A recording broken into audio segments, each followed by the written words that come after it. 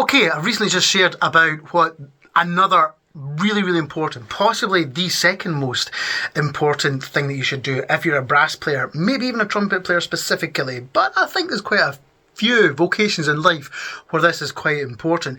Now, you might have just been playing some or working on some crazy Latin charts, you might have been doing some carouse, or you might have been, I don't know, just working on your scales, whatever it is.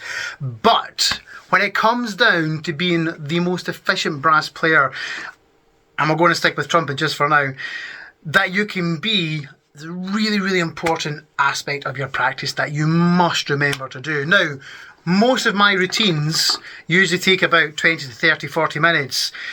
We don't usually play for much more than, I don't know, in one long burst, 15 seconds, 20 seconds?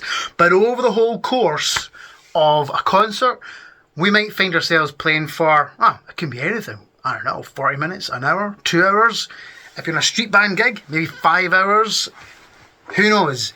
But just before we get into that, don't forget to please click and like this channel, subscribe if you haven't already, like this video. It'd be really handy trying to boost this channel with a few extra long form videos that are going to be coming up. So, back to what this is all about. Well, not to beat around the bush too much, because I hate that when people do this in videos. It's rest. And really, that's what it is all about. If you exercise, if you do anything that requires a degree of mental and physical engagement, it also includes reading a book or studying if you're at school or college. If you're playing a brass instrument, and we're going to stick again with trumpet specifically, this gets tired here, this gets tired here, these things here gets tired. The whole thing gets tired, sometimes a lot quicker than you might think. So, how do you get around that? It's quite simple. Put your instrument down and either have a cup of tea, maybe go for a walk, watch some rubbish on YouTube or Instagram or whatever your vacation is, maybe read a book, do something entirely different. If you can pace your practice sessions over the course of a day, then absolutely fantastic. So what happens if you only have, say, an hour to practice? Well, hopefully out with that hour, you can also get a warm-up in. And therefore, you can then construct that hour in such a way where you can get the most efficient practice out that you can. And that, for me, if I've only got an hour to practice, would be probably 2 segments. Those 2 segments would be about a 20 or 25 minute session, then a break, and then a 20 or 25 minute session. And you can balance those. That first 20 or 25 minute session could be your intense session, and the second session could be more about long notes, maybe some pedal work, maybe something to contrast what it is that you're doing. If you think about that contrast even between the aspect of playing and not playing, that's like the most polarized contrast that you can think about.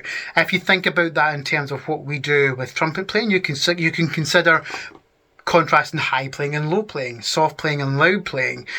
There's different arguments for those types of things, maybe slurs versus tonguing exercises. Whatever it is you want to manage is that you manage that with rest as well. So when you then come back to the instrument, you're not having to deal with fatigue. Always also try and finish playing before you're knackered, before you're burst, as we say in Scotland, before you're just plain exhausted. And that also goes for physical and mental work. Okay, so that's it. Number 1, the most important thing you can do if you're a brass player.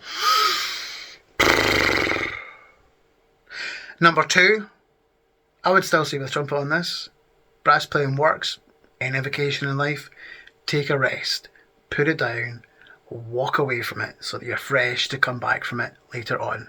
Okay, that's all. Thanks for watching. This was a short one. And remember, if you haven't done so already, don't forget to click, like, subscribe, and hopefully I'll see you again back here soon. Stay smart. Don't forget to practice. Bye.